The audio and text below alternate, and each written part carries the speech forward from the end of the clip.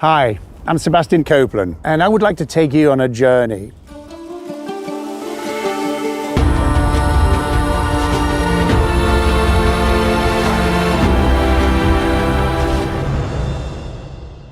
For the last 30 years, I've traveled the most extreme regions of our world, but transformations happen here faster than anywhere else, with far-reaching consequences.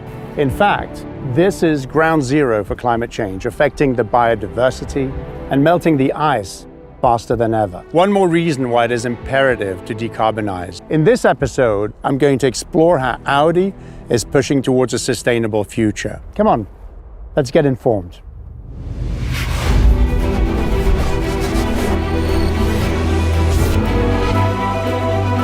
Rüdiger, can you explain to me a little bit what Mission Zero is? So Sebastian, Mission Zero, is our program that bundles all our measures and activities worldwide concerning environmental issues in all our production sites. That's why we focus on the four main challenges of the century.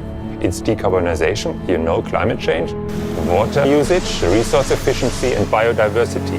And what about energy consumption? How is it different today than it was when you started? For example, here in the paint shop, we have lower baking temperatures.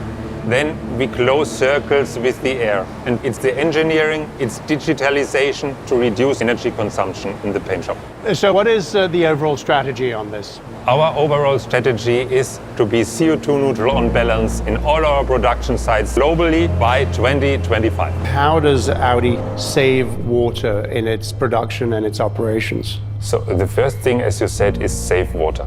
To economize water, to optimize our process. That's why we use this beautiful technology here from the membrane bioreactors in Ingolstadt. Then we use rainwater and we think in circles. We recycle water, but we have also highlight projects in other plants, like in Mexico. We are the first wastewater-free production plant. Really technology for the environment. Malte, when we talk about a holistic approach to decarbonization, what does that mean? We take into account the whole life cycle of the vehicle, the supply chain, logistics, in-house production, the use phase of the vehicle, and the end of life of the vehicle. For example, use phase, the main hotspot of CO2 emissions is what is the energy that you're charging your vehicle with. So addressing this with renewable energy, you are addressing the CO2 hotspot. Well, speaking of energy strategies, what is the infrastructural approach to this plan? We need new generation of renewable energy. We cannot just use the renewable energy that is already in the market. We have new consumers with our electric vehicles, so we are signing contracts with the electric energy producers to put 5 terawatt hours into the European market from 2021 until 2025. That is equivalent to around 250 installed windmills onshore. What a contrast. We are literally on the rooftop of a car manufacturer here. Can you tell me a little bit about how this came together? Yes, I can tell you biodiversity, as you can see here, is an important pillar of our environmental strategy, Mission Zero. Without biodiversity, there's no life on Earth. Right. As I told you, you can measure CO2 consumption, you measure water consumption, but how to measure biodiversity? And that's why we developed a biodiversity index. So we have clear goals, we have clear roadmaps, and we can make progress visible. For example, in our foundation, our first project was planting forests in all our production sites. And we did it together with the Technical University of Munich. Yeah. We are doing science on how they grow in different climate zones. This is where all the energy is, right? This is the beginning point. It radiates from here. This is one of the test areas within the International Oak Forest Project from the Audi Environmental Foundation. And it's planned to follow it up for 100 years. That's the starting point, yeah. And the idea is to learn from the trees and to see how productivity and biodiversity come together. How many of those projects are there around the world? Around the world we have 7 plots. It's about more than 100,000 oaks that we have planted. But what's the configuration of the trees here? Yes, it's a certain layout, and there are in each wheels 14 rings and 18 spokes. In altogether 252 oak trees in each wheel. And you can simulate a lot of growing conditions.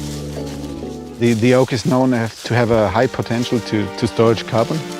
And the main question of the project is how to plant future forests to bind as much carbon as possible and at the same time to have a lot place of biodiversity.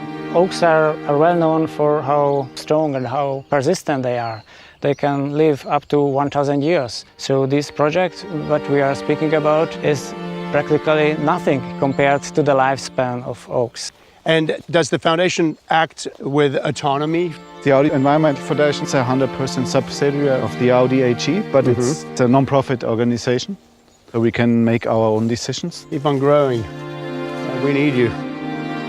So, Rudiger, can you tell me where the shadow is coming from? It's coming from a tree, and this tree is from a big remediation project. So here we stand on the ground of an old refinery. The first thing we found here were 900 tons of heavy oil and 200 tons of gasoline. And now you can see it's a high-tech campus.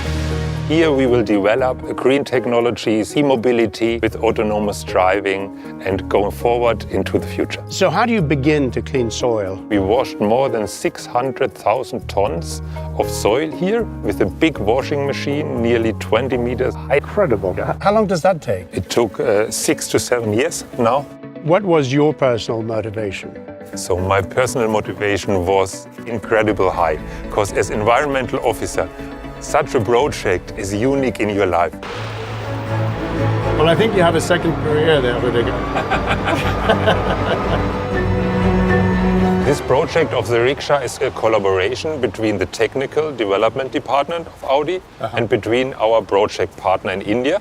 And it's also a collaboration with our apprentices. And what we do is green innovation. That means scientific methods and new technologies. The batteries come from old Audis, E-Tron batteries, and if you want, it's a decarbonization project, a recycling project, and it's a social project for the women in India. Outstanding. Do you think that we have a chance of turning this around? I'm very optimistic. I think we don't have a choice. We have to fight every day. We have to improve. We have to do new measures. And you know, Sebastian, we want to be engineers of optimism.